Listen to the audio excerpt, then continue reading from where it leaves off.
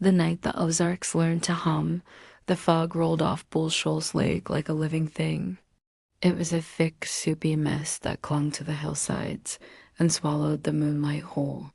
Deep in the backwoods, where ancient pines leaned in close like they were sharing secrets, and the cicadas kept a steady, hypnotic rhythm, a sound fell from the sky. It wasn't a crash or a boom.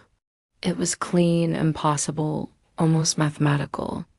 There, suspended between the glittering stars and the dark treetops, a silver craft unfolded itself, silent as a held breath. It was a thing of impossible geometry, a tear in the fabric of the night. From this vessel stepped a being unlike any the Ozarks had ever seen.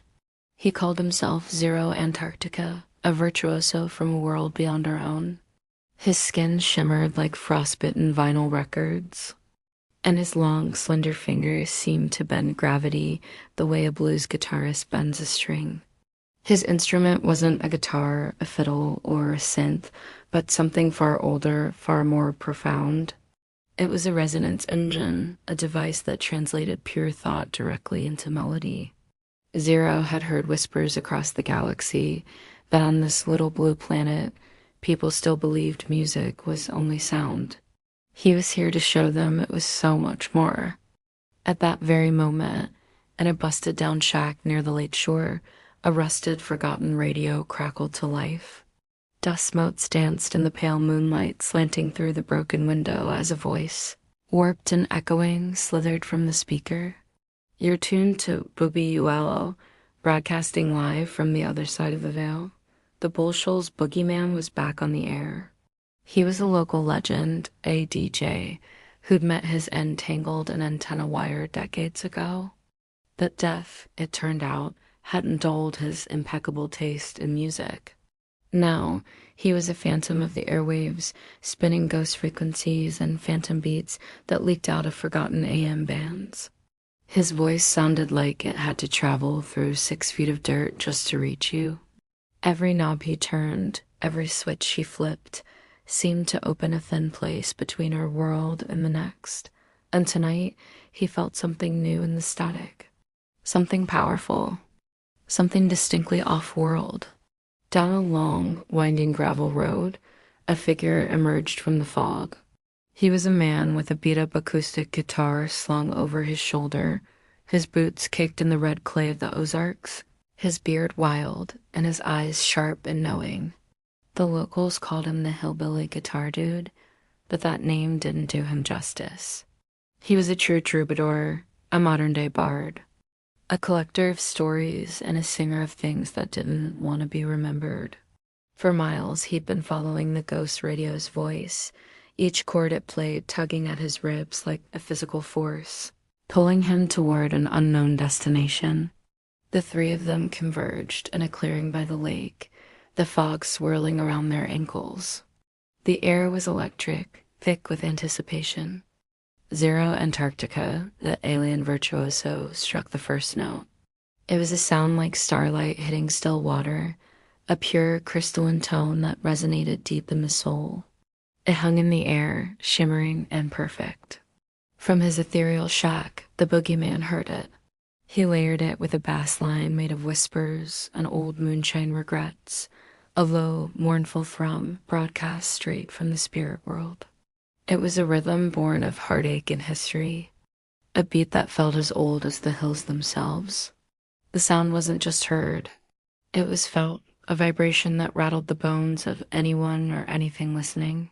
The troubadour, the hillbilly guitar dude, heard the call and response. He leaned back, closed his eyes, and answered with the raw, honest voice of his steel-stringed guitar. He wove gravel-throated verses about floods that washed away towns, about people who vanished into the woods but never truly left. He sang of the deep hidden heart of the Ozarks, its sorrows and its triumphs, its ghosts and its grit. His voice was the voice of the land itself. Something incredible began to happen. The woods leaned in, the ancient trees seeming to bend their branches closer to listen. Time slipped sideways, the steady tick-tock of the universe stuttering to a halt. The dark surface of Bull Shoals Lake began to reflect constellations that weren't in any sky humans knew, strange and beautiful new patterns of stars. From the shadows of the forest, ghosts emerged. They were the spirits of old settlers, of forgotten fishermen, of lovers lost to time. They danced barefoot in the fallen leaves, their translucent forms swaying to this impossible, otherworldly music. High above, satellites, the cold eyes of modern man, paused in their orbits, their sensors picking up an anomaly they couldn't explain, their programming compelling them to simply listen. For one impossible, timeless hour, that small clearing by Bull Shoals Lake in Arkansas became the center of the entire universe.